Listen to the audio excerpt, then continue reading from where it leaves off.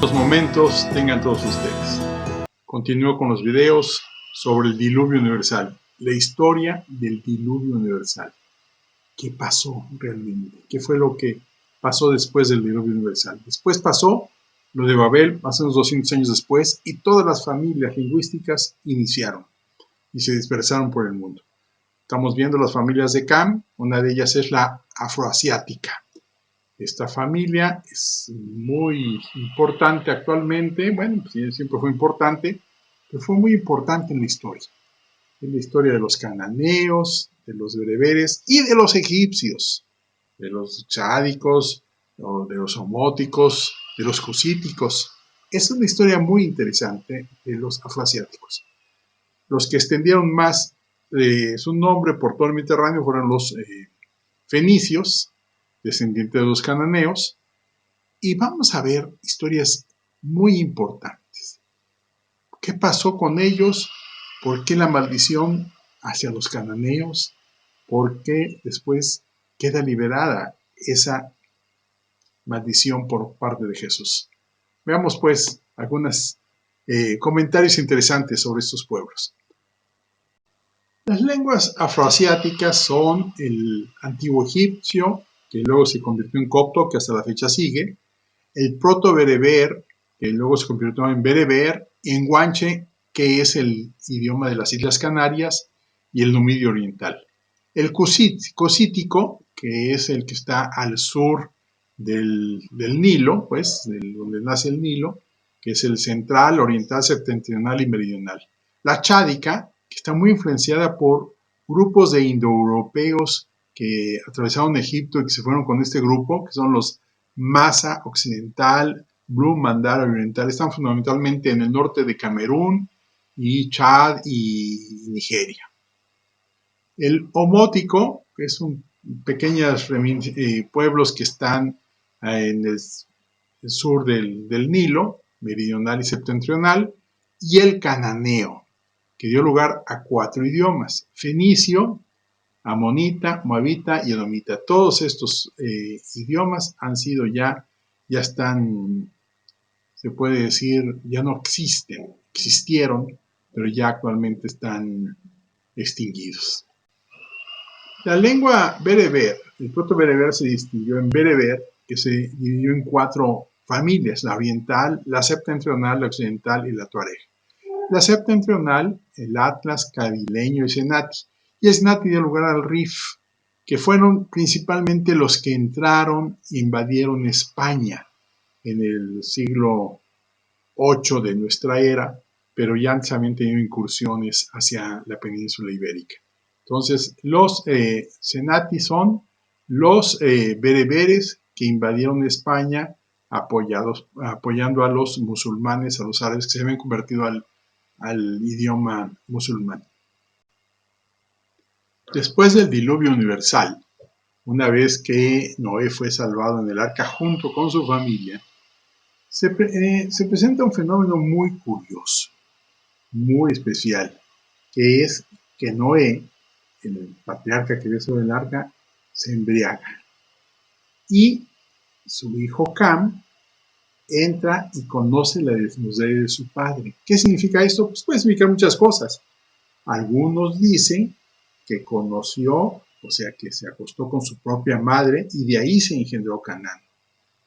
De ahí se engendró el hijo que se llama Canaán. Esto es una verdadera vergüenza para, para todas las personas, ¿no? El hecho de haber violado a tu propia madre. Entonces, de ahí nació Canaán y surge la maldición de Canaán, de los pueblos cananeos, que luego, pues, por supuesto, son sometidos y casi exterminados por otros pueblos, especialmente por los hebreos. ¿Qué pasó entonces? ¿Qué pasó entonces?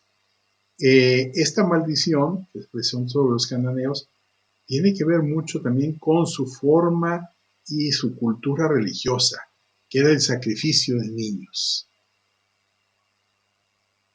Me encontré un video muy interesante sobre Jerusalén, sobre qué pasaba con un lugar especial. Voy a dejar la narración original del video, las partes que me parecen muy importantes, porque explica muy bien los sacrificios humanos y la maldición que había en este lugar, sobre todo los sacrificios de niños, de recién nacidos. El día de hoy nos encontramos en el Valle de Hinnom, uno de los valles más importantes de Jerusalén. El lugar más bajo de Jerusalén, con una reputación siniestra. Encierra varios secretos e historias atroces. Uno de los suicidios más conocidos de la historia pasó en este lugar. La tumba de un sacerdote corrupto del templo de Jerusalén se encuentra aquí. Y llantos de niños siendo quemados hacen eco en este valle. El campo de la sangre, o también conocido como el campo del alfarero, no pierde su esencia. La muerte y el barro son testimonios de estas historias. El lugar donde el gusano nunca muere y la llama nunca se apaga.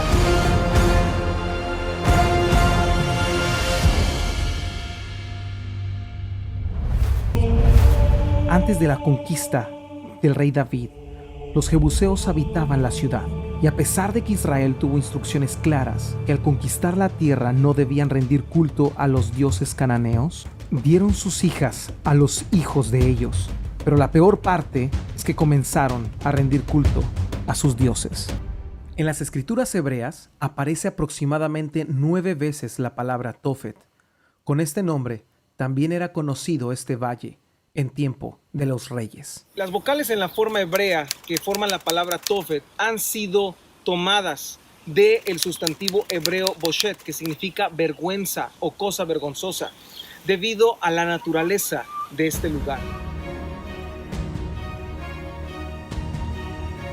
De acuerdo al libro de los reyes, nos dice que el rey Acaz y el rey Manasés sacrificaron a sus hijos y los pasaron por el fuego en este lugar.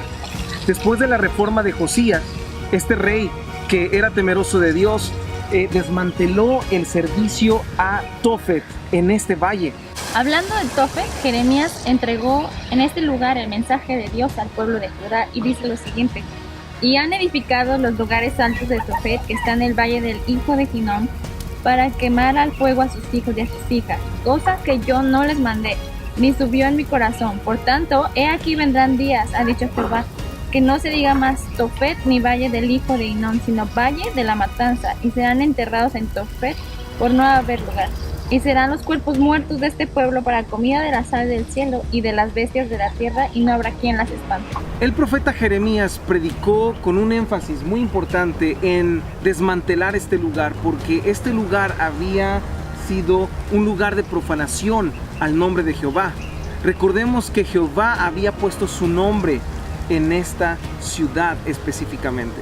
Después de esto le pide a Jeremías que compre una jarra, la lleve a este lugar al final de este valle y que la estrelle en los muros de este valle, tomando esta analogía para que el pueblo de Israel entendiera que así Dios iba a destruir al pueblo de Israel.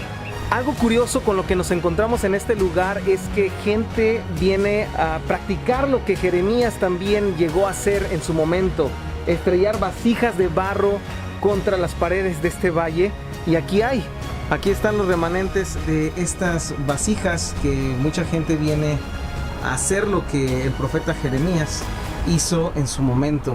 Otro nombre que lleva este valle es Gehenna.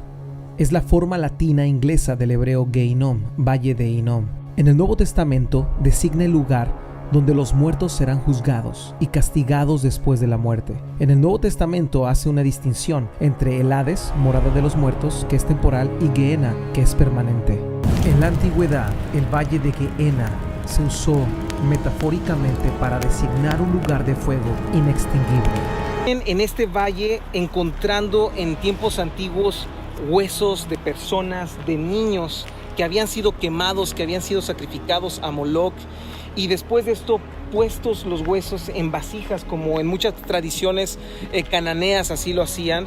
Incluso hay evidencia de esto en otros países donde los cananeos llegaron. En África, en África, ¿verdad? Entonces, nada más de pensar esto es aterrador.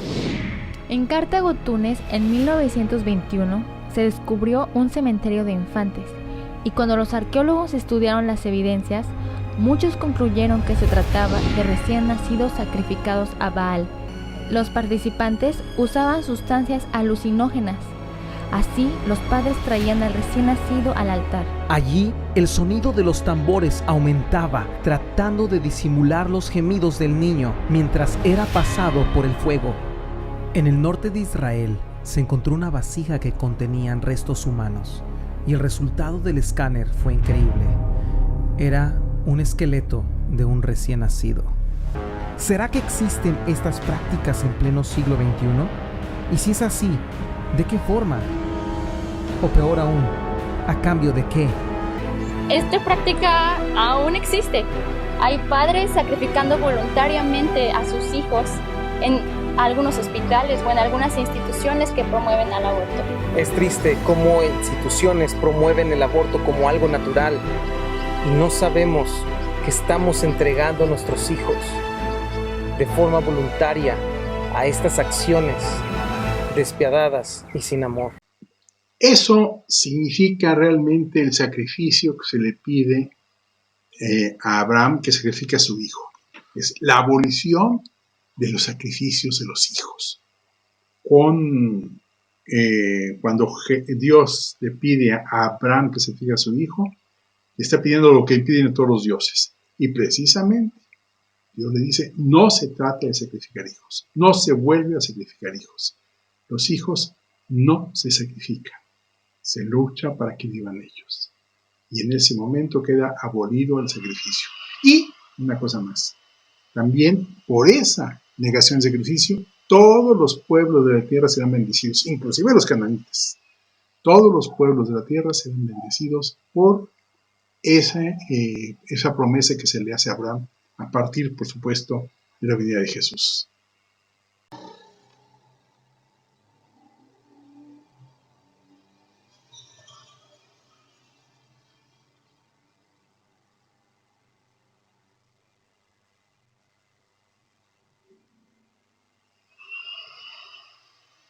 Para concluir con la historia de los cananeos, hay una escena en el Evangelio de San Mateo, del 15-22, donde una mujer cananea, sirofenicia, le pide a Jesús el milagro de curar a su hija. Jesús la ignora primeramente y después la humilla y la ofende. Dice, no es bueno que los perrillos reciban el alimento de los hijos. Pero ella dice, hasta los perrillos comen de las migajas que caen de la mesa del Señor. Entonces, en ese momento, Jesús le dice, tu fe te ha salvado y queda curada tu hija. En ese momento quedan redimidos todos los pueblos cananeos y todos los pueblos de la tierra. Se acaba la maldición sobre los cananeos, los canitas o cualquier otro pueblo. Revisar la historia de los pueblos afroasiáticos, cananeos, bereberes, fenicios, egipcios, pueblos chádicos, cusíticos, es bien interesante. Quise hacer énfasis en dos familias, la cananea, de la cual descendieron los fenicios que llegaron a Cartago y que también tenían los sacrificios a los niños, como fue descubierto después allí en el norte de África. Los fenicios se extendieron por todo el Mediterráneo y dejaron su huella genética, por supuesto. Pero fueron redimidos por Jesús de Nazaret. La maldición que tuvieron por el pecado de Cam, que repercutió sobre su hijo Canaán, quién sabe cuál fue, no sabemos. Pero no puedes humillar a tu padre de ninguna manera, aún en el grado en que se encuentre. Denigrar a una persona porque se encuentra bajo los efectos de la droga, del alcohol o en situaciones muy desagradables, no se vale. No puedes humillar a nadie, y menos a tu padre, y menos a tu madre. Eso es una maldición terrible. Es peor humillar al que está embriagado que el mismo embriago. Ojo con eso. Vamos pues a reconocer que la historia de los pueblos nos muestran ejemplos maravillosos de la historia de la humanidad. Bueno, sigamos adelante, sigamos brillando en el mundo como luz para que la gente conozca la verdad, que no nos dejemos engañar. El diluvio existió, fue real y hay datos científicos comprobables de que así es. Muchas gracias por tu atención.